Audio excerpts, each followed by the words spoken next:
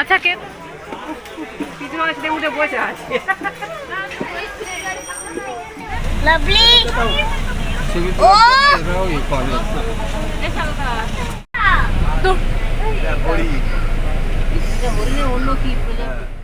আগের ব্লগে তোমাদের শেয়ার করেছি সকালবেলাটা আমরা উদয়গিরি খণ্ডগিরিতে উঠেছিলাম।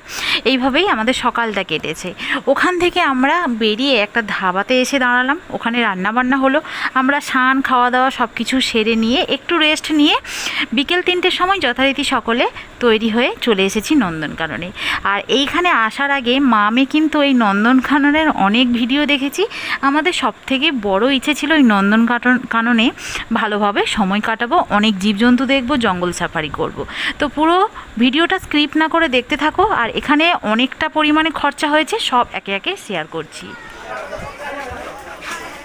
কোন গাড়িটা তো ঠিক আছে আমাদের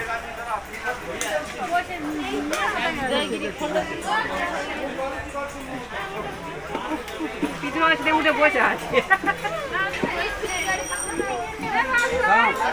জঙ্গল সাফারির এই গাড়িগুলো কিন্তু ভীষণ সুন্দর। আমার আর বাবার কিন্তু এই গাড়িতে বসে ভীষণই মজা হয়েছে। তো প্রথম কথা বলি, আমরা যখন নন্দনকাননে ঢুকলাম তখন কিন্তু আমার 50 টাকা, আমার বাবার 50 টাকা এবং আমার মেয়ের 10 টাকা লেগেছে ভেতরে এন্ট্রি মানে ঢোকার জন্য। তো এরপরে এই যে সাফারি গাড়িগুলো দেখলে, এই গাড়িগুলো কিন্তু মানে পার মাথা পিছু 120 টাকা করে, মানে আমার 120, আমার বাবার 120 এবং আমার মেয়েরও 120 টাকা। সব কথাবার্তা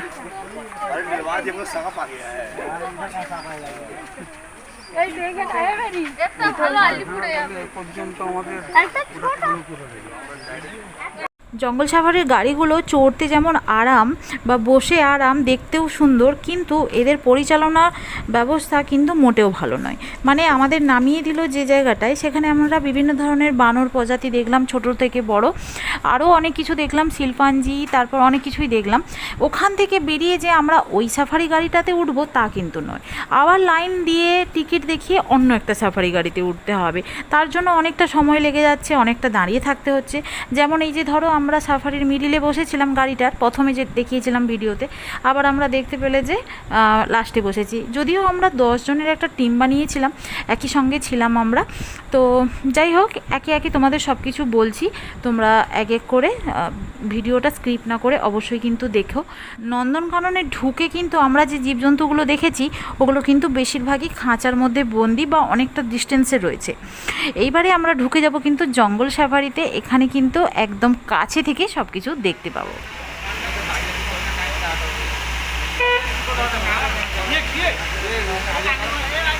জঙ্গল সাফারির জন্য কিন্তু এই বড় বড় বাসগুলোই রয়েছে, এগুলো এসি আর খুব ভালো সেফটি, পুরোটাই কাঁচ আর রড দিয়ে দারুণ সেফটি, দরজা জানলা সব কিছুই।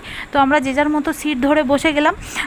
আর এখানে কিন্তু মাথা পিছু 150 টাকা করে, মানে আমার 150 টাকা, আমার মেয়ের 150 টাকা, আমার বাবার 150 টাকা, টোটাল আমাদের নন্দনকাননে খরচা হয়েছে কিন্তু 950 টাকা।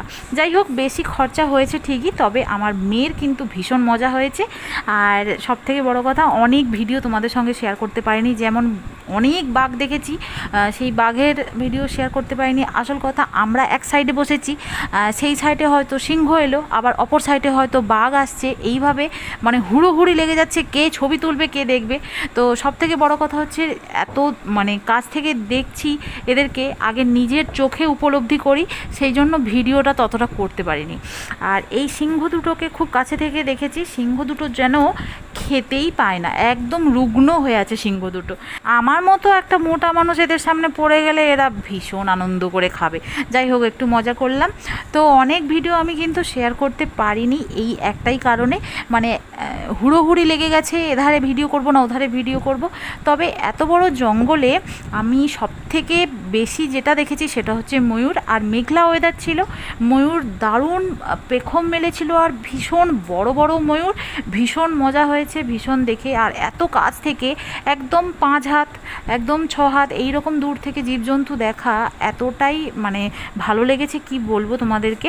যারা যারা যাওনি তাড়াতাড়ি নন্দনকানন ঘুরে এসো উড়িষ্যার, আর জঙ্গল সাফারিটা অবশ্যই করো। হয়তো একটু বেশি টাকা যাবে, তবে বাচ্চাদের নিয়ে গেলে তারা কিন্তু ভীষণ মজা পাবে। আজকের ব্লগটা আর এই ভিডিওটা, নন্দনকাননের ভিডিওটা এতটাই। কেমন লাগলো অবশ্যই কমেন্ট করে জানিও। দেখা হবে নেক্সট ভিডিওতে। সবাই ভালো থেকো, সুস্থ থেকো। আজকের মতো টাটা।